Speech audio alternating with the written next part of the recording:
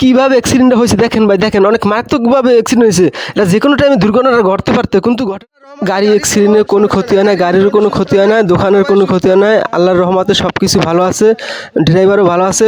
কোনো মানুষ তারাশিরা রাস্তায় কাজের জন্য ইট আনা হয়েছে, গাড়ি ব্যাক দেওয়ার সময় গাড়িটা অ্যাক্সিডেন্ট করছে। কীভাবে দেখেন ভাই, এই জন্য ইট নামানোর সময় গাড়ি ব্যাক দেওয়ার সময় অ্যাক্সিডেন্ট করছে। তবে ভাগ্য ভালো, গাড়ি কোনো ক্ষতি হয় না, আল্লাহর রহমতে গাড়ি কোনো সমস্যা নাই, গাড়ি মোটামুটি সুস্থ আছে, সবাই সুস্থ আছে।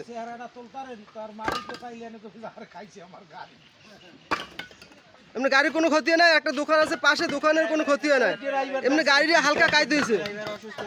আর ড্রাইভার ভালো ড্রাইভার, তো প্রশিক্ষণ প্রাপ্ত ড্রাইভার, এই কারণে কোনো ক্ষতি হয় না। ড্রাইভারের রাগ অনেক।